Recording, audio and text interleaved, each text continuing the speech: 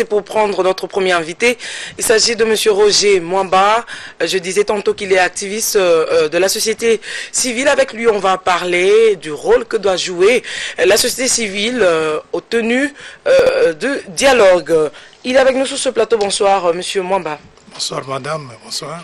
Monsieur Mwamba, d'abord, qu'est-ce que vous comprenez ou comment, qu'est-ce que vous entendez par le dialogue?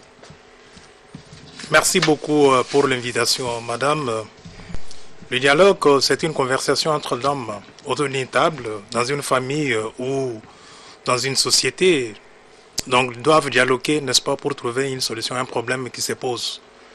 Donc, en ce qui concerne le dialogue politique que nous attendons de toutes nos voeux, telle a été d'ailleurs la démarche de la société civile qu'on a commencé depuis fin 2012, où on avait initié des contacts, des consultations avec la classe politique de notre pays. Nous avons rencontré le grand parti politique de l'UDP, de l'opposition, comme l'UDPS, comme le parti de l'UNC des Camérés. Nous avons rencontré Fayolo, nous avons rencontré Franck Diongo, nous avons rencontré beaucoup... Tous ces partis politiques sont favorables au dialogue? Bon, vous savez, logiquement, ça peut être notre souhait. Nous, là, de la société civile, après nous avoir rencontrés, nous avons compris que quels sont les problèmes qu'ils ont dans leur cœur. Pour notre souhait, nous préférons vraiment qu'ils doivent prendre part. S'ils ont réellement le politique d'une de leurs noms, je ne vois pas pourquoi ils peuvent refuser de prendre part au dialogue. Ben, est-ce que ils ont leurs raisons qu'ils trouvent importantes? Je ne prends pas leur part. Mais pensez-vous que le dialogue peut être crédible sans la participation d'autres partis politiques de l'opposition? Bon, vous savez que le dialogue fait partie aussi de la démocratie. Ne pas y prendre part, ce n'est pas bon. Parce que nous voulons vraiment un dialogue inclusif. C'est comme ça que nous leur lançons toujours l'appel pour leur dire « Venez, mettons-nous autour d'une table, parlons du Congo ». Donc cette crédibilité, nous voulons cette crédibilité de vive voix. Nous voulons que les nôtres, tous les partis politiques congolais, qui ont une mission spéciale de parler du bien de leur peuple, ne peuvent pas refuser le dialogue. Ils refusent le dialogue, pourquoi? Parce que nous n'avons pas de chair à canon. Nous voulons vraiment qu'ils viennent, qu'on se mette tous autour de table. Pour le cas de la RDC, vous allez dialoguer autour de quoi? Qu'est-ce qui ne va pas? Ouais, qu'est-ce qui dérange? Nul ne peut l'ignorer. Nous allons parler, c'est du processus électoral. Nous venons avoir un consensus électoral dans notre pays et enfin aller convenablement aux élections.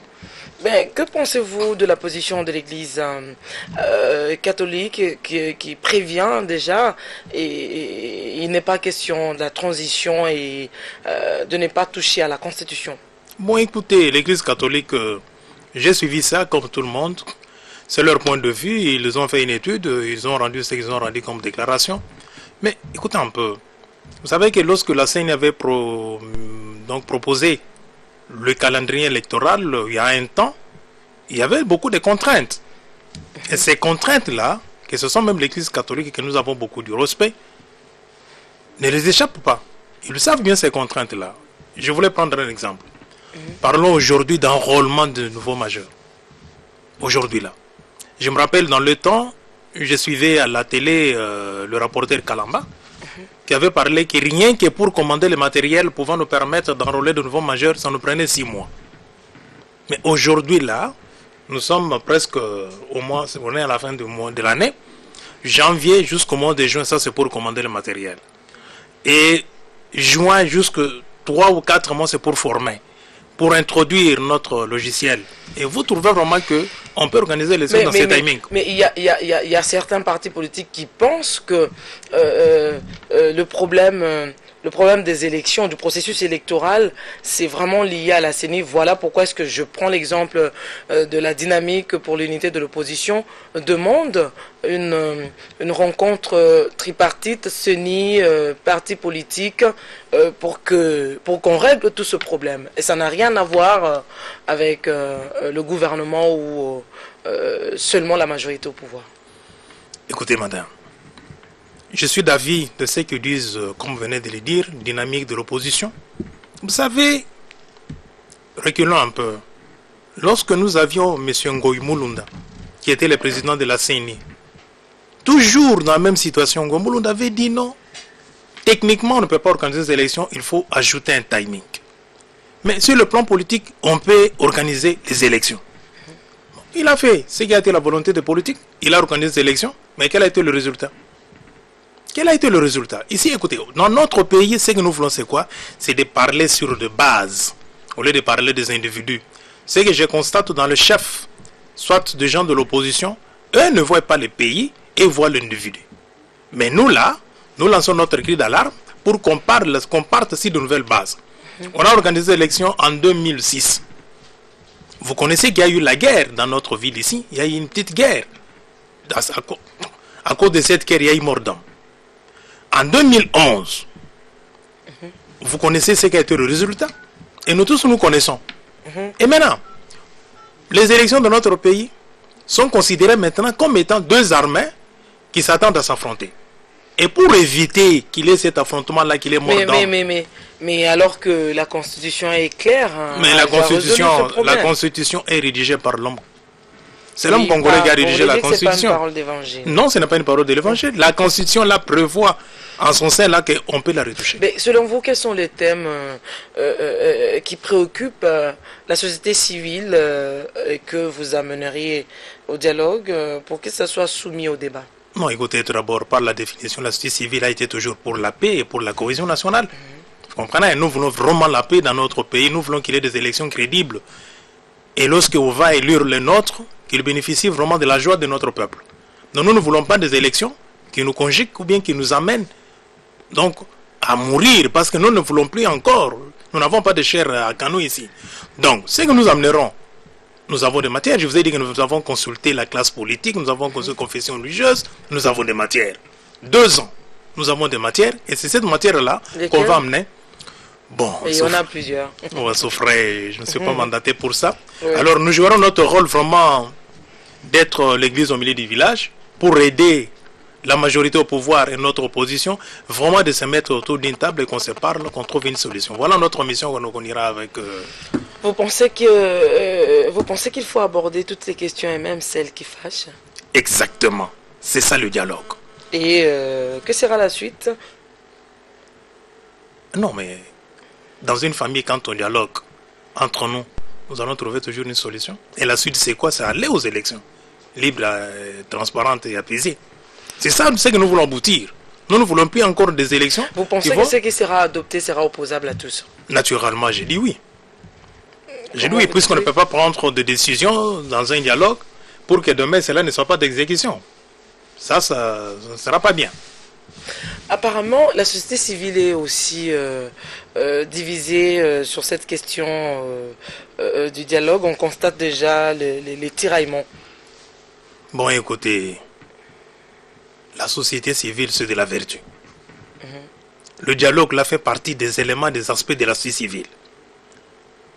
Je ne vois pas un animateur de la société civile d'une de ces noms s'opposer au dialogue.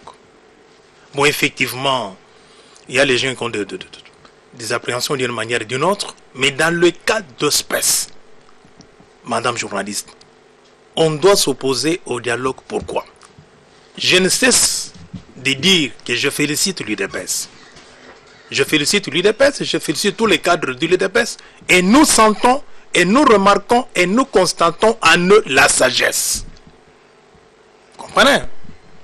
Ça, c'est vous qui le dites. C'est moi qui dis. Parce que votre société civile est identifiée comme proche de la majorité au pouvoir. Bon, madame, quand nous parlons de développement, ou bien quand nous parlons des élections libres et transparentes, alors on ne voit pas la coloration. Et bon, quand moi je suis pourquoi je félicite l'UDPS? Pourquoi? Ah, mais je constate que l'UDPS, il y a de la sagesse. Il y a de la sagesse.